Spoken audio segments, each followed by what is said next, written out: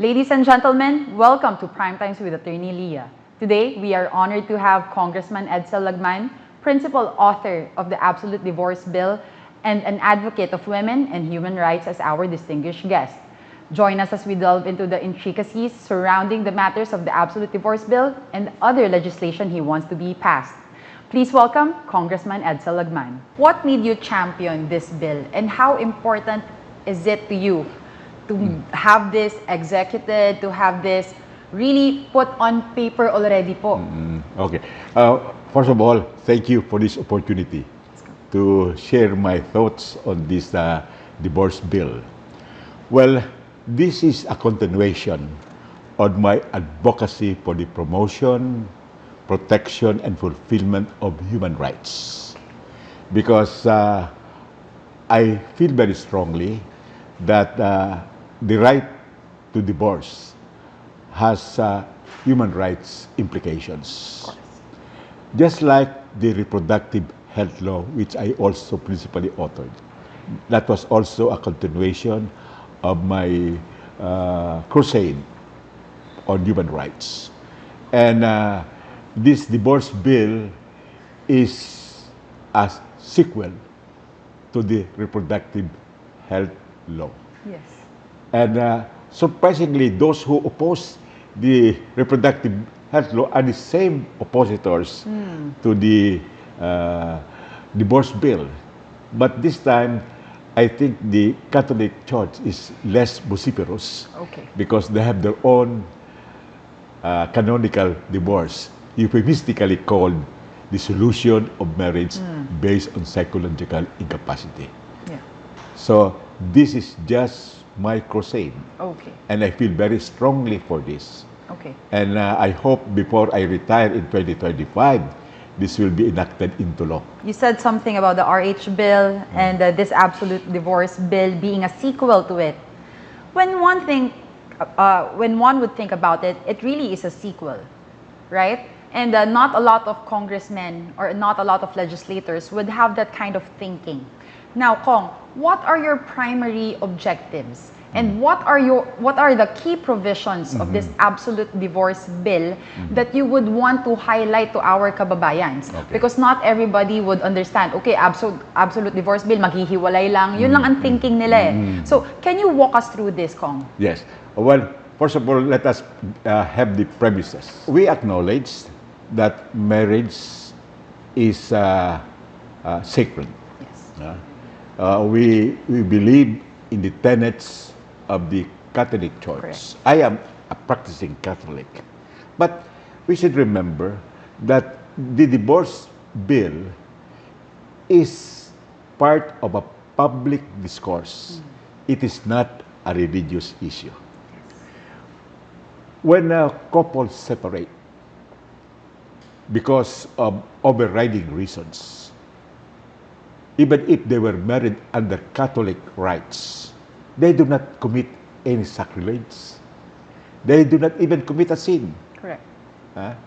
Well, while the Constitution says that marriage is inviolable, that it is the foundation of the family, at the same time, the Constitution does not prohibit the Congress from enacting an absolute divorce law. Yes. This is a recognition that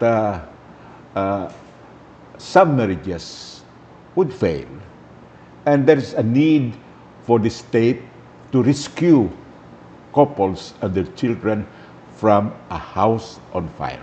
Correct. And then also give the opportunity to the aggrieved spouse, in most cases, the battered woman or the abandoned wife, to regain her freedom, her self-esteem, her agency, and also her happiness. Yes. Together with the fact that under a divorce law, she can remarry. Yes. But that is not her priority. I have talked to so many women advocates, and they don't care of remarrying as long as they are liberated from a bondage of moribund marriage. Yes. which has long been dead. This is very interesting to me because as long as I can remember, there are already discussions about the absolute bill, absolute divorce bill. And I've talked with senators before who were advocating for it. I've talked with several congressmen, but this is the first time I've talked with you regarding the same. Now, Kong, they are saying that may legal mechanisms naman na iba. There is the nullity, there is, annulment, legal separation. Why put in divorce? Is it because we are only one of the two countries that do not have this? Or do you have something in mind deeper?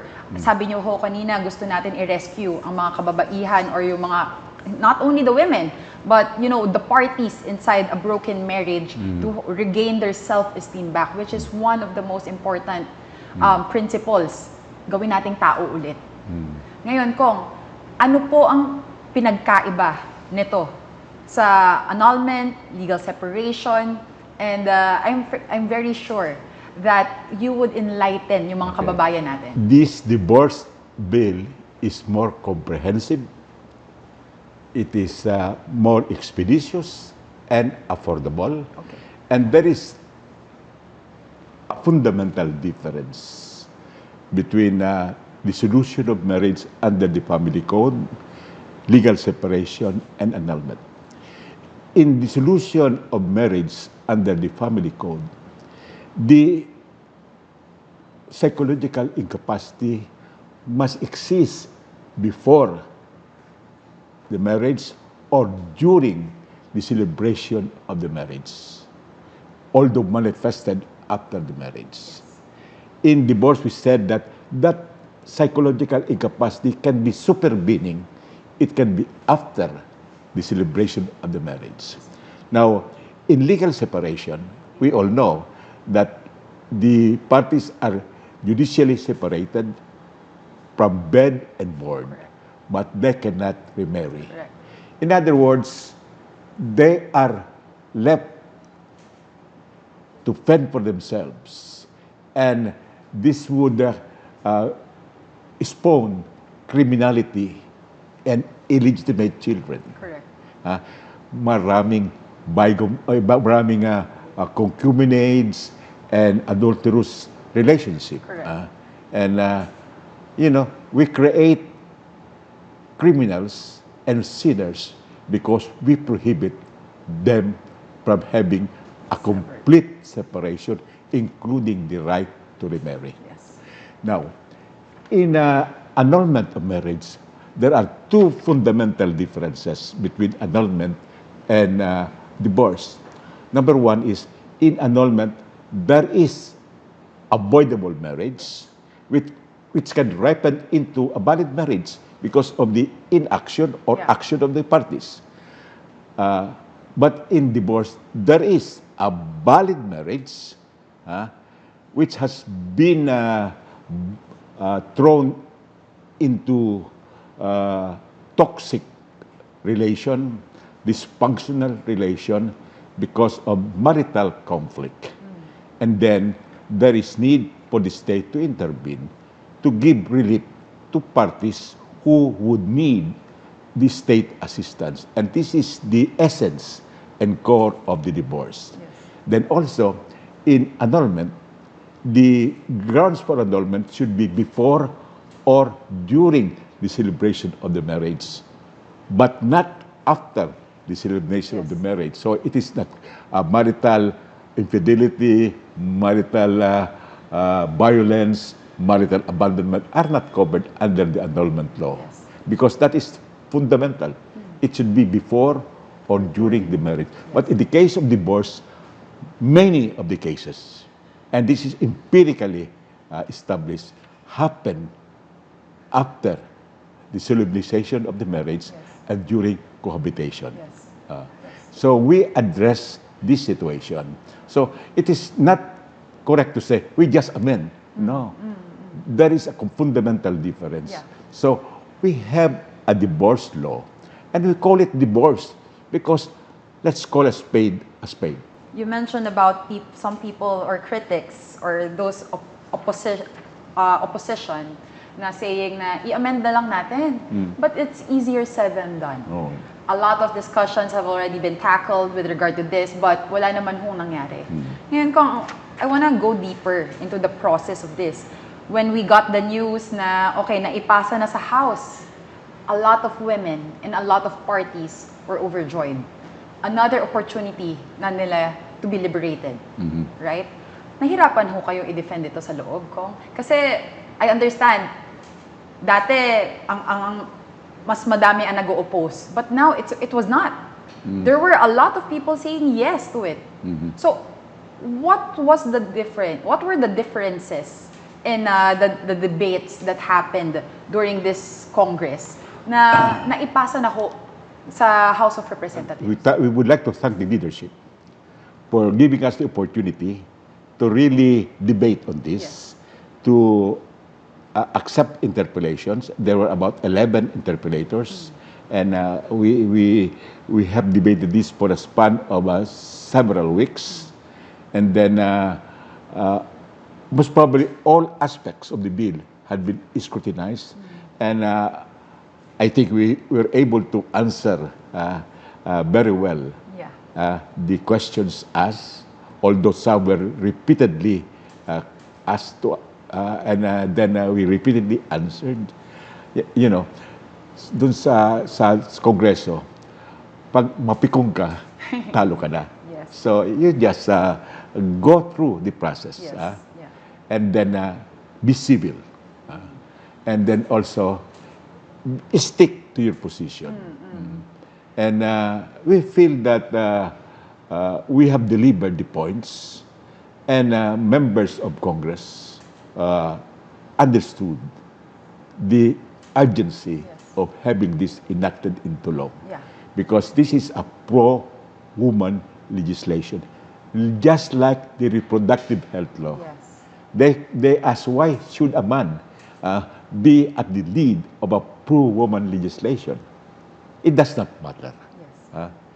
We have advocacies, we stick to it, we try as much as possible to realize our mission.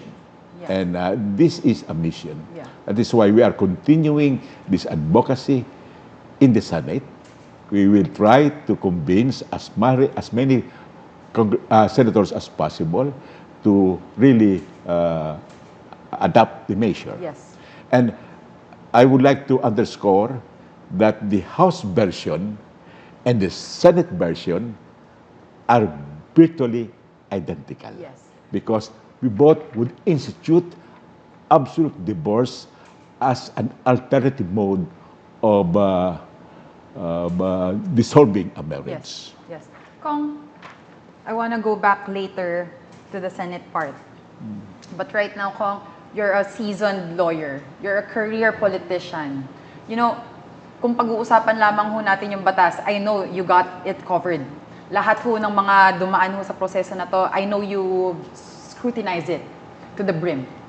Pero Kong, there would be religious groups. I anticipate for that. I'm very sure that you are anticipating also for that. What are your safeguards now? Or what would your justifications or substantiations? I know you don't owe the groups anything because you are doing your job as a legislator to give bills into fruition na makakatulong ho talaga. Pero what would be your substantiations or justifications to religious groups, if any, that would be opposing this loudly? Okay. We will have to say to them that marriage, although sacred, although protected by the Constitution, is primarily a human institution. It is vulnerable to human frailties. That is why there is a saying that marriages are solemnized in heaven, but many plummet irretrievably into hell because the partners are mortal beings. So the church should be the first one to really understand this, that there is a need to give relief to those who are suffering from a disastrous relationship.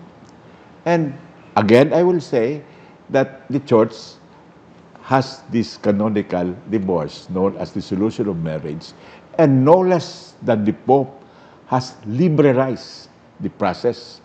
Ang sabi ng Santo Papa, bilisin ang proseso at mas konti ang fees na kailangan bayaran. Yeah. Di ba? At sabi ng Santo Papa to the clergy, try to be accommodating to the divorces.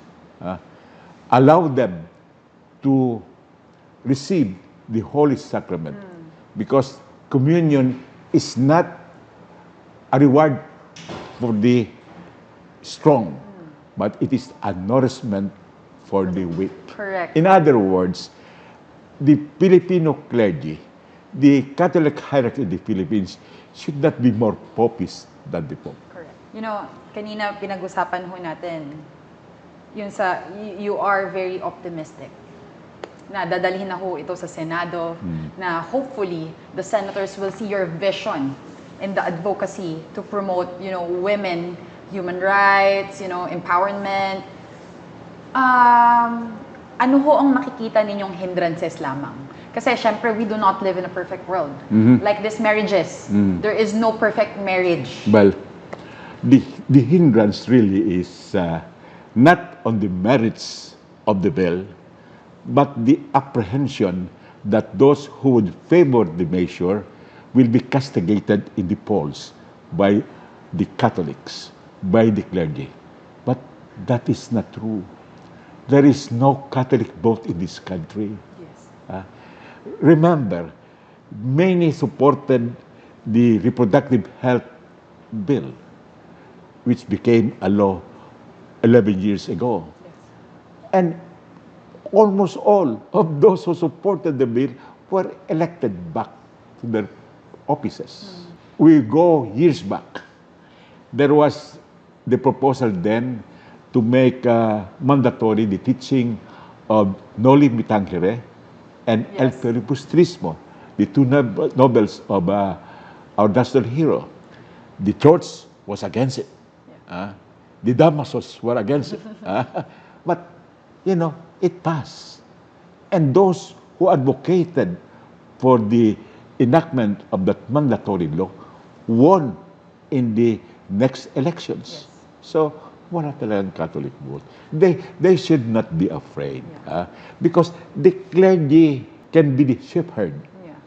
of the Catholic souls. Yes. But never should they control the conscience of Catholics. Very briefly, Kong, there was a list that came out on social media. I'm not sure if you've seen the list, but it was circulating around social media na meron akong, there was a number already of the yeses, there was already a number of the no's, and there was a number yung mga not decided yet of senators. What was your initial feeling? If you've seen it, what was your initial reaction na napaghinaan ho ba kayo ng loob or sinabi mo laban lang? Well, I am happy na sa aking bilang mas maraming konti Okay. yung yes. At yung mga no naman, hindi masyadong mahirap kumbinsihin. Sapagkat nga, ang sabi ng isa, I am happily married. I don't need this divorce. That is correct.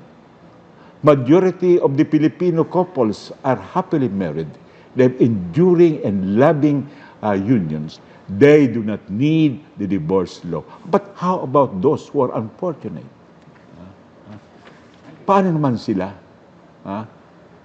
Mabuti kung kayo happily married, okay lang. You don't need the divorce. But those who need are those who are entombed, buried in dead marriages. Yes. Ang sabi nga ng Supreme Court, I will repeat this. I will paraphrase te versus te. Yes. Ang sabi doon ng Supreme Court, the dissolution of a marriage is a merciful interment of a long dead union. Kong, you've explained already about the differences amongst the, yung pang-sever ng mga marriages natin, annulment, dissolution of marriage, and legal separation, and now our absolute divorce bill. Kung it says there in our absolute divorce bill na 1 year na lang po ang proseso. At sa tingin ko, yun ho ang isa sa mga kinatuwa ng mga tao na gusto ho na makakuha ho ng ganitong remedyo.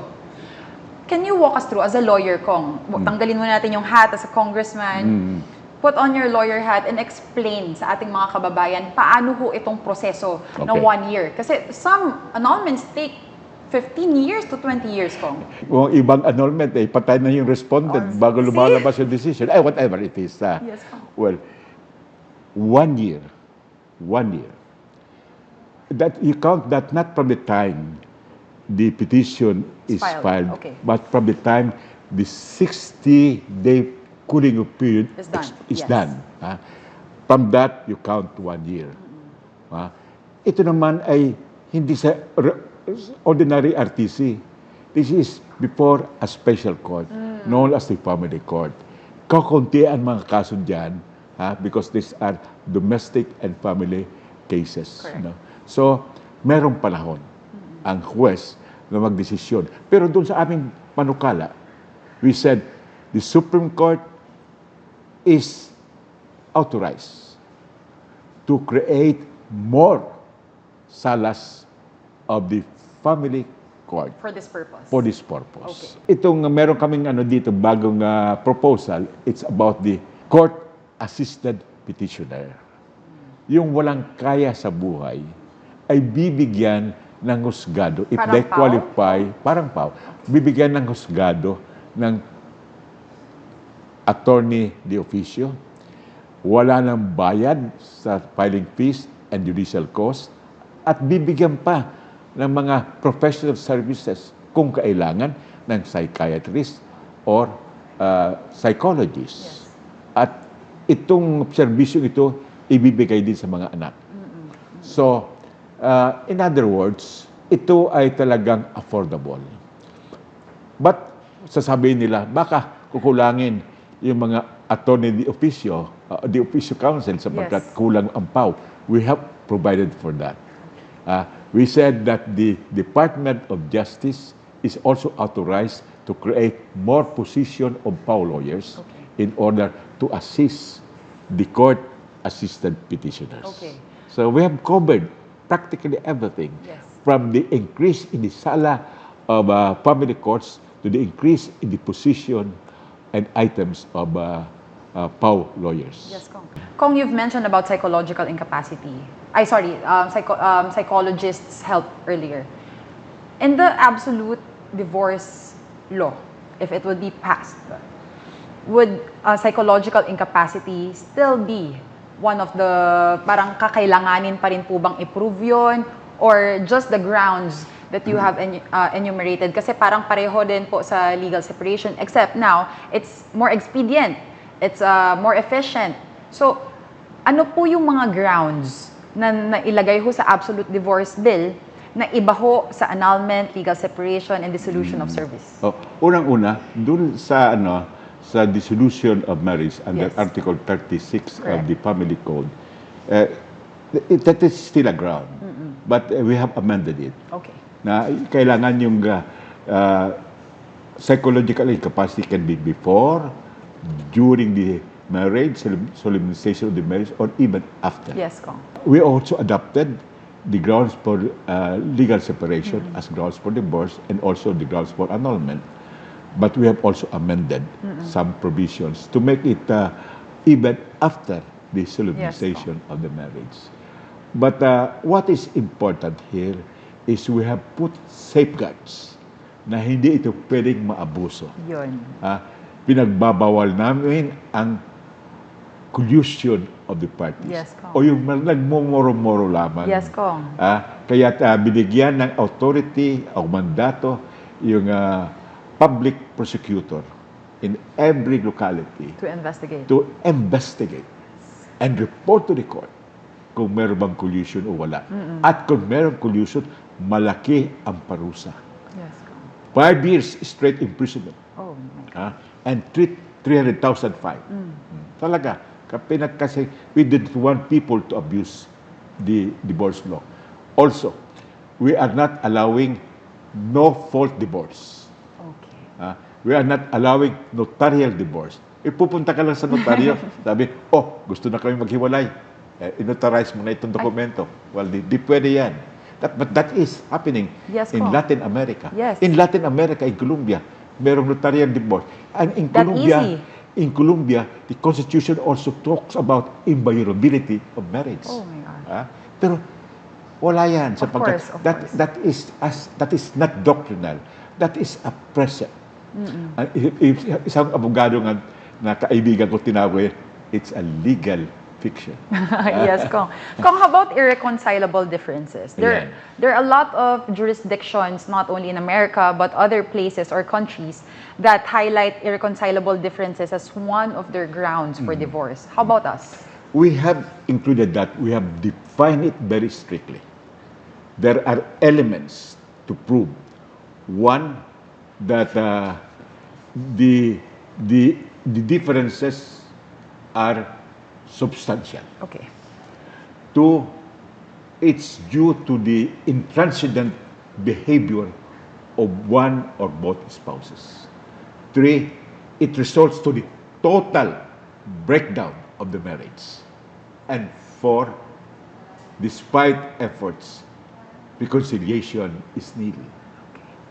Those are the parameters. So it is not easy. Very stringent. It's stringent. But if evidence is shown establishing these elements, then that petition can be granted. Okay. Kanina, pinag-usapan ho natin na DOJ can assist, the courts can create more salas. Would the Solicitor General still have any intervention with this? Kasi di ba sa mga normal na Article 36, usually the Solgen on behalf of the state or the republic would try to keep the marriage intact. Dito ho ba, meron pa rin po bang participation? We have adopted the rules Okay. in the family code on judicial proceedings Okay. with respect to dissolution of marriage, Yes, Congressman. legal separation, annulment of marriage. Yes. The same rules would apply. Okay. That is... But we have amended the prescriptive period Okay. and also the cooling off period. It was 60 days lamang. Alam mo, if you cannot settle in 60 days, you cannot settle for eternity. Correct. However, the bill provides that during the proceedings, the parties can reconcile and the petition will be dismissed. If I got it correctly, I've read the bill, no? Very stringent siya. Hindi mo masasabi na maaabuso to eh. Kasi it looked like a lawyer made it. So talagang there are safeguards, procedures, compliances that one has to undertake. Pero kung ang tanong ko lamang ho dito is, paano ho natin masisigurado na kasi kanina napag-usapan na ho natin yung safeguards, right? Pero did you and those who advocate for this put more safeguards para naman po hindi lang to magamit out of, on a whim? Kanina 'di ba bawal moro-moro natin kasi talaga mahirap po yung requirements. Pero maraming magagaling na abogado kong. So, how can we safeguard it further? The implementing rules and regulations can put additional safeguards provided they are not inconsistent with the law. Yeah. So, alam mo, kahit anong safeguard mo, meron pa rin magpapalusot. Pero the more stringent the safeguard, the slimmer is the opportunity na merong abuse. And we put these safeguards to prevent abuse. Correct.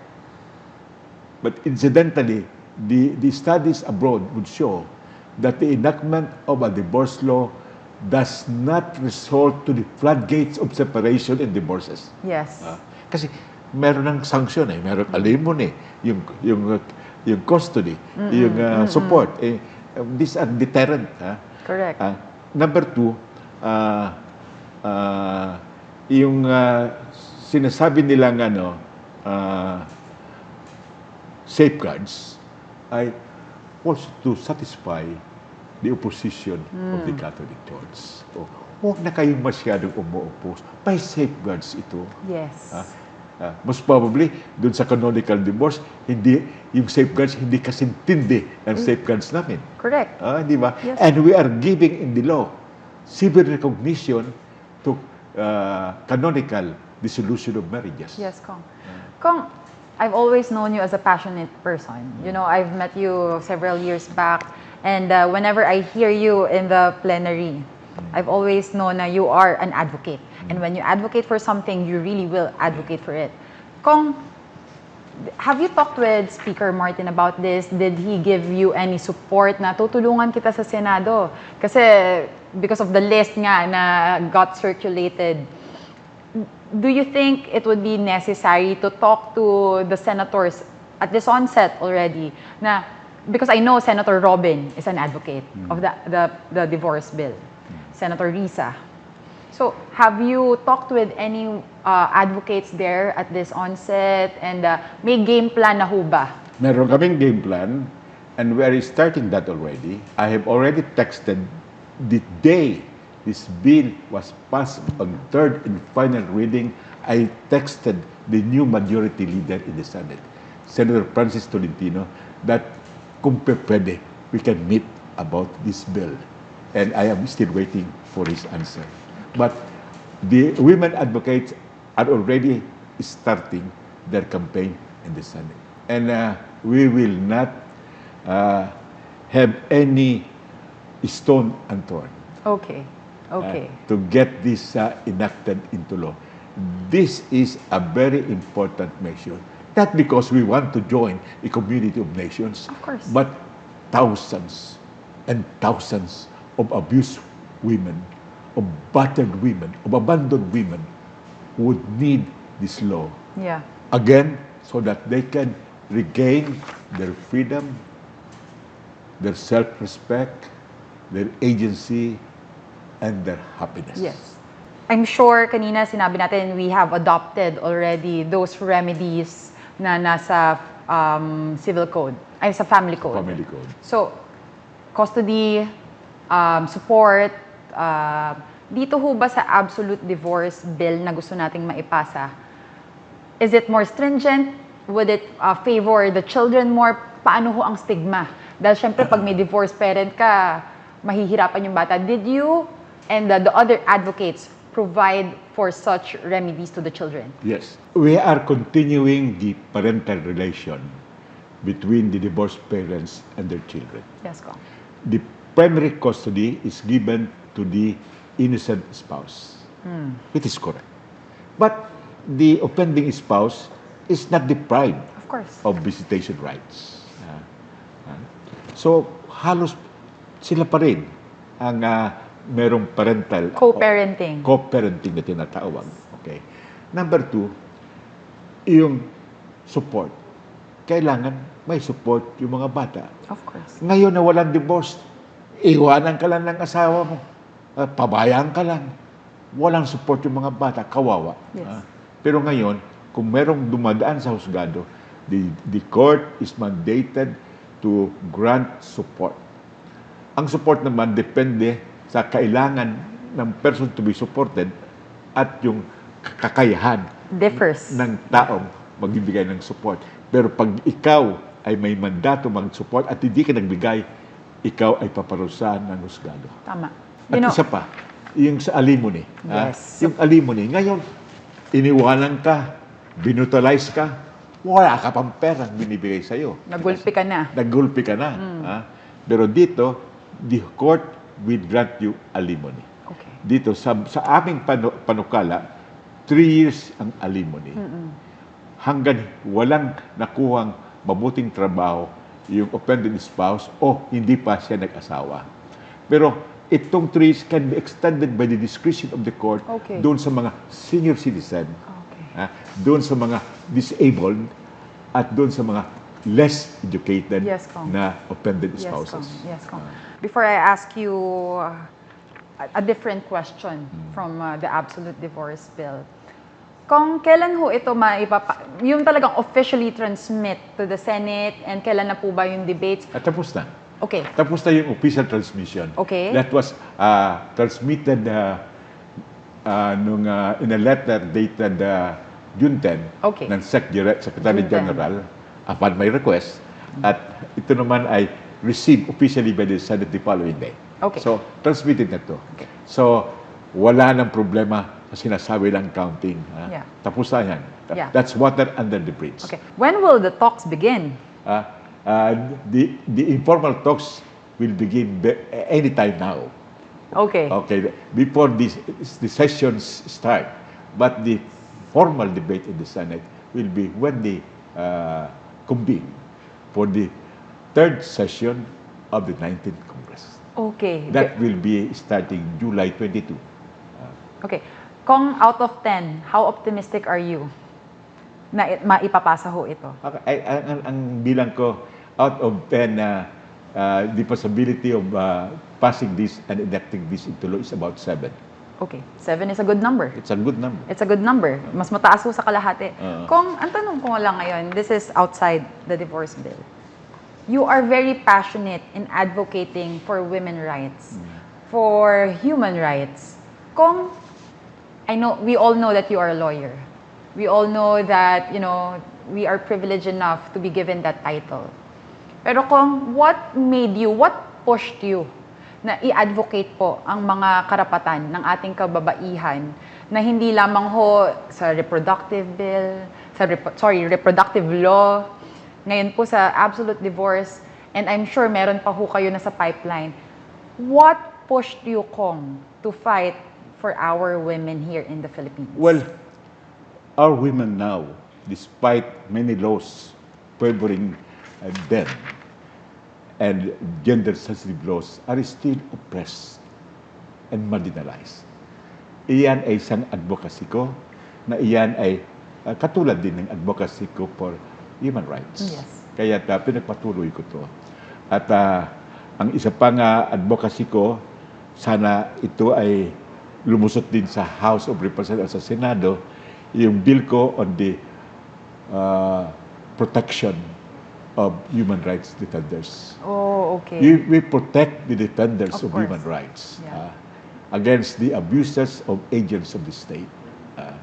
At yung isa pang aking panukala na gusto kong maging batas ay gawin naman natin na official holiday, regular holiday, non-working holiday, yung culmination ng EDSA Revolution. Nakapile na yan.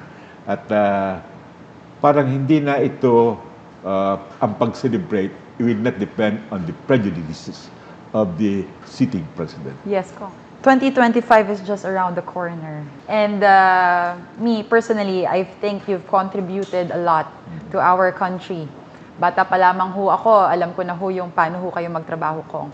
Pero dahil malapit na ho ang 2025 at very exciting and hopefully very fruitful ang mangyayari ho dito sa ating absolute divorce bill na maging batas ho sana, ano pa po ba ang pwedeng i-expect ng ating mga kababayan aside po dun sa mga na-file na which celebrating the EDSA revolution as a holiday and the human rights defenders, ano po pa ang ma-expect pa po ng ating mga kababayan from Congressman Edsel Lagman? Itong lahat na batas na ito na aking pasa at Republic Act na, itinatawag ko yung triumvirate of human rights legislation. Okay. Ano ito?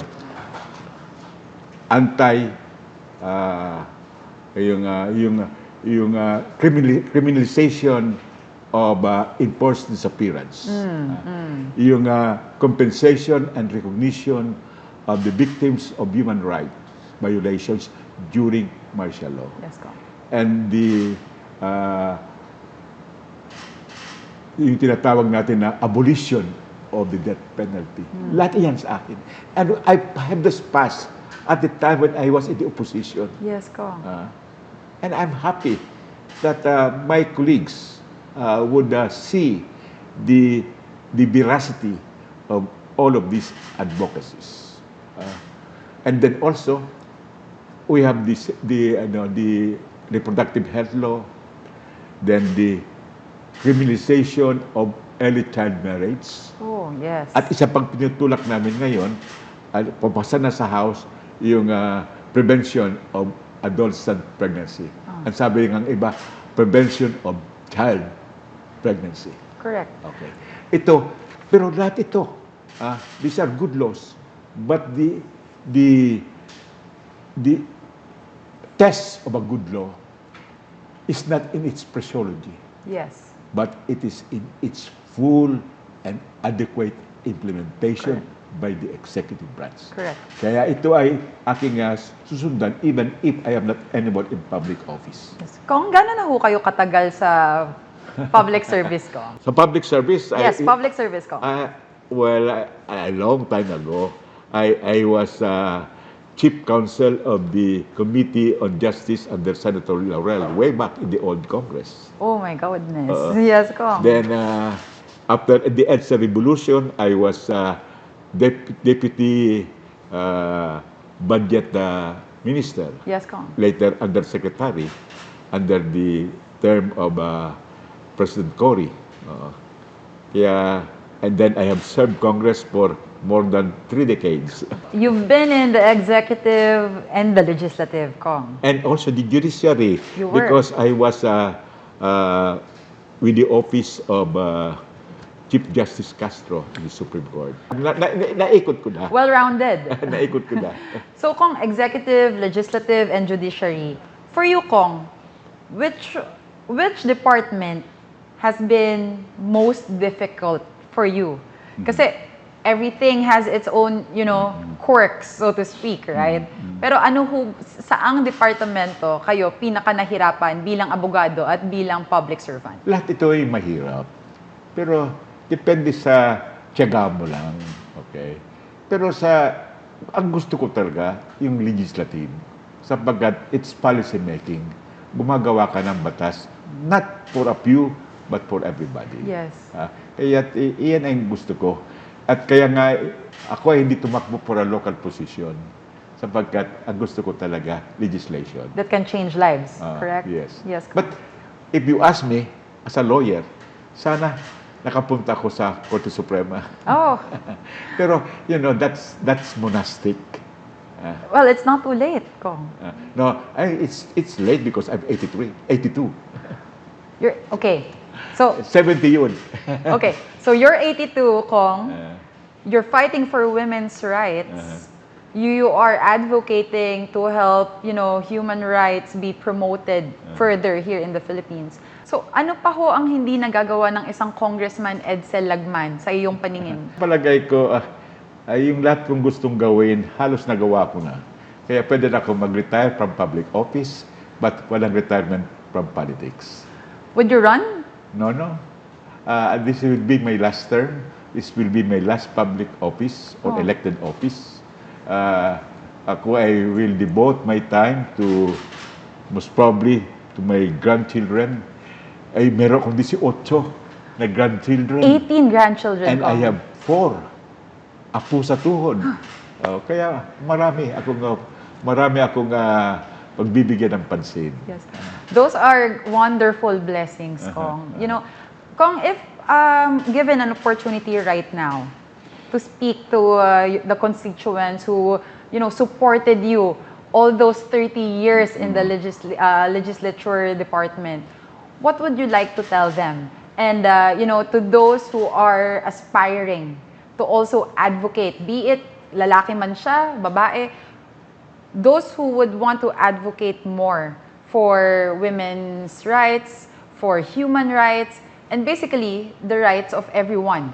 Huwag lang kalimutan yung oppressed and the marginalized because sila ang nangangailangan ng tulong. Pero I would like to give my constituents some lessons in life. And if you would permit me, I would enumerate some of them. Yes, Kong, go One, ahead. if you want a yes for an answer, do not settle for maybe or no. Number 2, always be prepared because the other party is also prepared. Of course. Number 3,